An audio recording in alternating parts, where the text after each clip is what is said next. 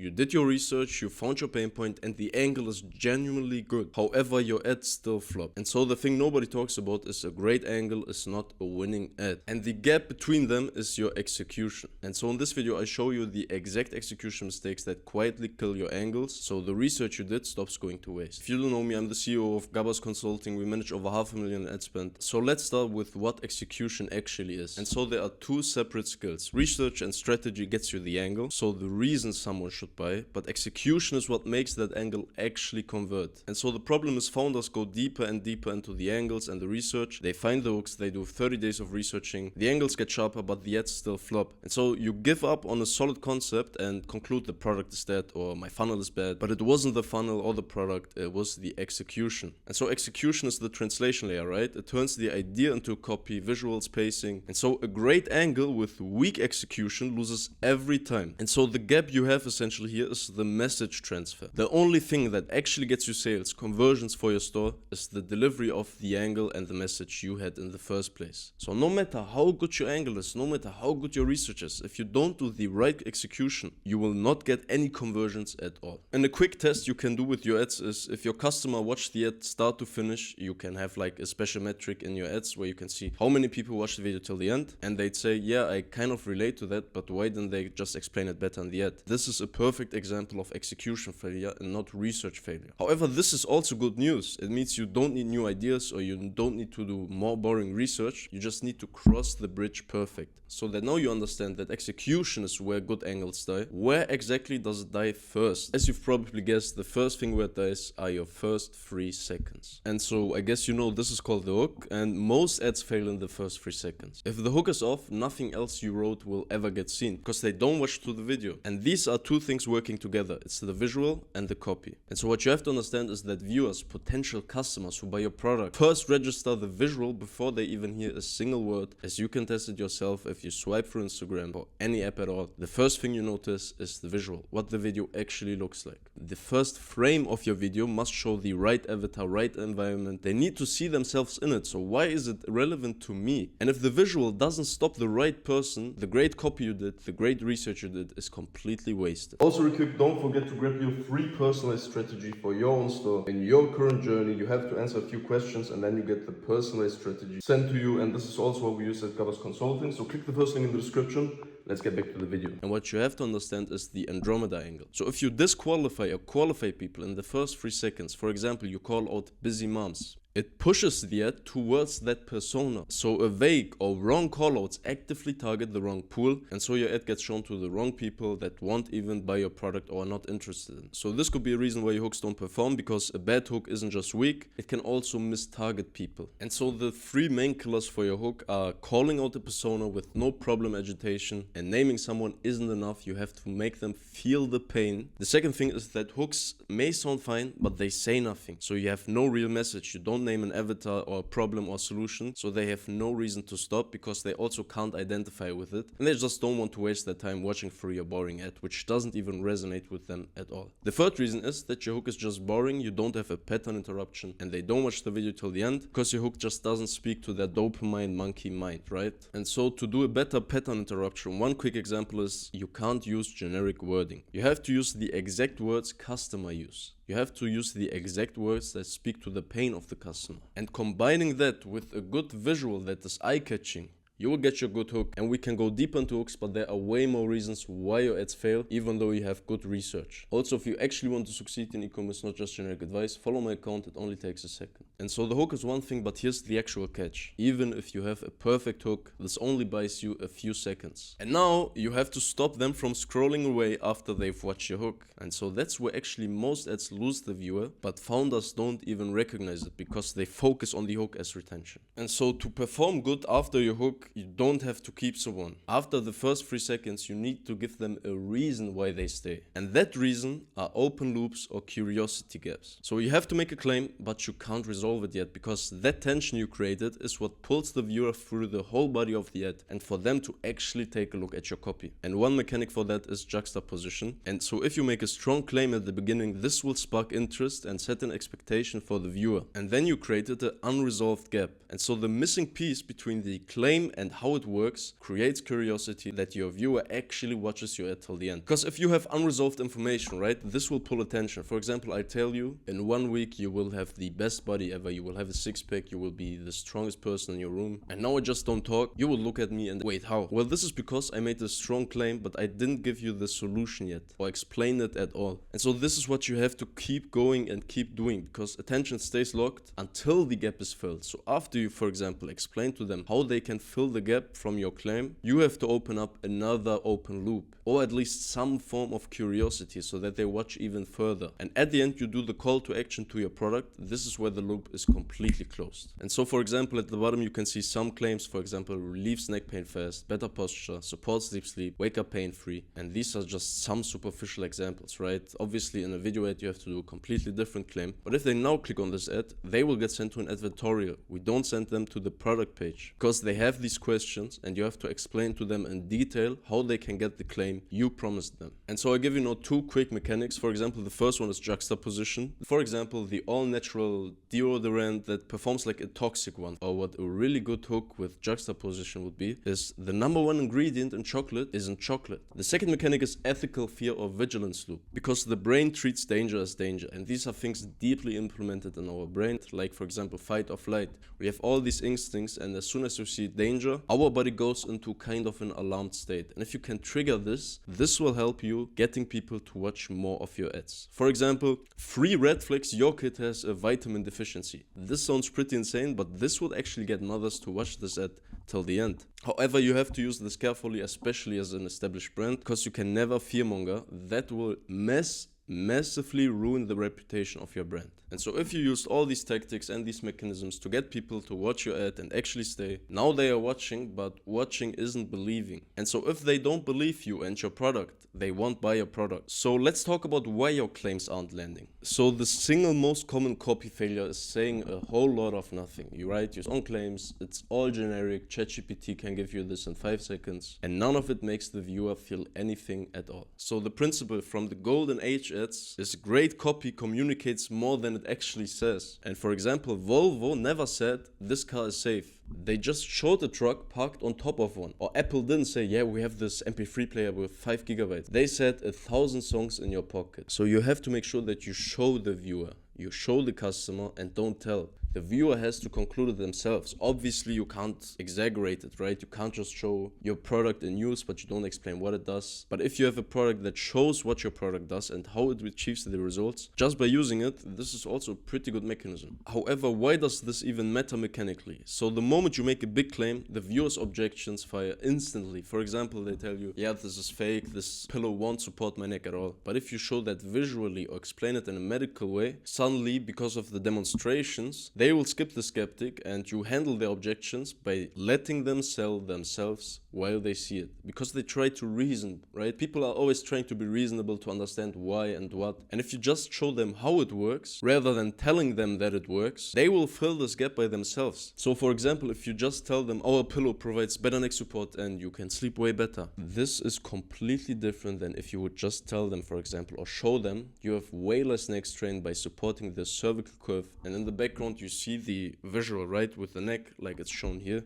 You have evidence, plus you gave them a clear reason to believe your claim. However, this is very dangerous because repetitive claims kill your belief for the customer. If you say it the same way every competitor says it, the viewer has heard it multiple times before, they have no reason to believe you. And so that's where you implement your unique mechanism. And unique mechanisms connect every claim to a reason. For example, you don't just tell them, yeah, it works. You tell them it works because of X, and therefore you get X benefit, for example. A claim without the mechanism is just like you can throw it in the trash, I'm gonna be honest. And so when you haven't figured out a mechanism mechanism for your product, you should really try to find a mechanism as fast as possible. However, now that you've worked on your copy, even great copy falls flat if the wrong person is delivering it. Because who says it changed whether the viewer believes it or not. And that's actually the next most common mistake. And so the creator you show in your ads has to match either the avatar or the authority role. And if they resonate with your avatar, for example, you're targeting moms 40 to 50 and you show a woman 40 to 50 in the ad, they can resonate with it, and therefore there's a way higher chance that they believe what she says. But if you use the authority role, for example in an expert style, this is also something you use to carry education, where you show the mechanisms, proof, and you're going rather the explanation route, right? If you would have, for example, 40 to 50-year-old woman, they would just say, yeah, my friend recommended it to me and it's very good, and they will believe that, right?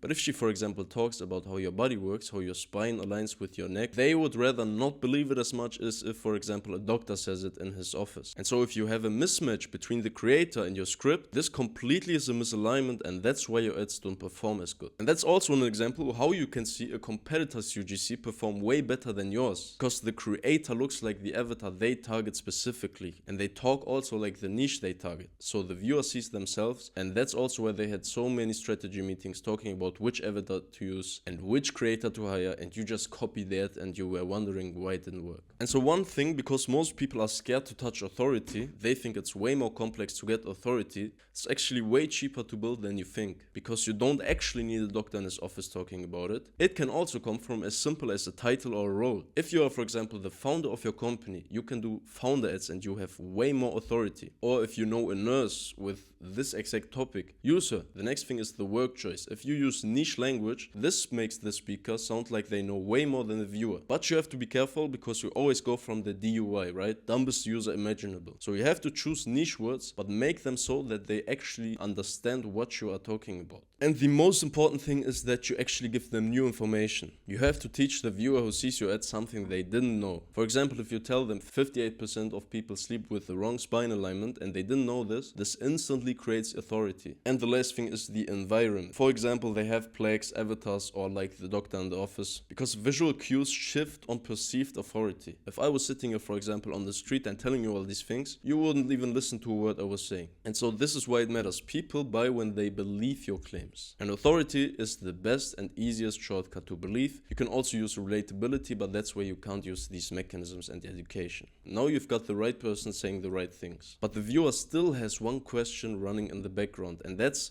why should I believe this actually works? And that's what exactly proof and mechanism solve together. And so if you make claims but you have no proof, you will create a skeptical viewer, especially in beauty, supplement and wellness, because they have seen it all and just are assuming that you're bluffing and promising all these things without the actual reason behind it. So you have to make the mechanism visual. Don't try to put all these things and literally drown people in a specific thing. For example, we have this hydration matrix combined with ashwagandha, and therefore you get the pillow that's, I don't know. Instead of just spamming technical words, you have to show what your product does and exactly where it works. If you have simple visuals, for example, here with this pillow, where you see that the spine is aligned, this makes a huge difference. And the mechanism you show has to be tailored in depth to the avatar. A skeptical, educated buyer wants a clinical reason, and an emotional-led buyer just needs a simple, believable mechanism and more relating. If you over-explain to emotional buyers, you will lose them. So you have to make sure that the mechanism you use and you showcase is tailored to the specific avatar you researched. In this case, these are people that just want to have a good sleep. They are not like doctors or something. So that's why showing them as small as the difference in their spine alignment with the image and the pillow that actually has a difference could work for this specific avatar. But if you have skeptical, educated people who know about the sleep and pillows, you have to go a bit deeper than that. And on the left you can see the mechanism explained, how it works. You can see cervical cure support, even pressure distribution, and reduced neck strain. And also it's very important that you don't just name the mechanisms. With each mechanism you should name the benefit, the clear benefit that comes from this mechanism. If I just tell you our pillow has cervical cure support and I don't tell you the benefits of it, you wouldn't care about this mechanism. I tell you it supports the natural curve of your neck. This maintains proper alignment so that you can sleep way better. And so the whole point right here is to show the mechanism and get them a reason to believe that your product actually works. But there's one more execution mistake, and it's actually the sneakiest, because it makes genuinely a good idea and a good angle look like a bad one. And it's testing in the wrong format. However, you have to understand that brands have hit 100k days with every format, whether it is image ads, VSLs, UGCs, because the message hits and not the format. But the format selection is still execution, and a good angle can fail purely because it was put in wrong format, because the easier the format, the better your copy and your messaging has to be to carry it. And so the format is the vehicle and not the whole strategy, right? But it's still very important, because if you choose the wrong vehicle for your strategy, you won't get to your desired outcome. And so if you test the same angles in all formats and all fail, the angle is weak. But if, for example, one does okay, it's an execution and format problem. So you have to dive into the one that worked and iterate. Iterate.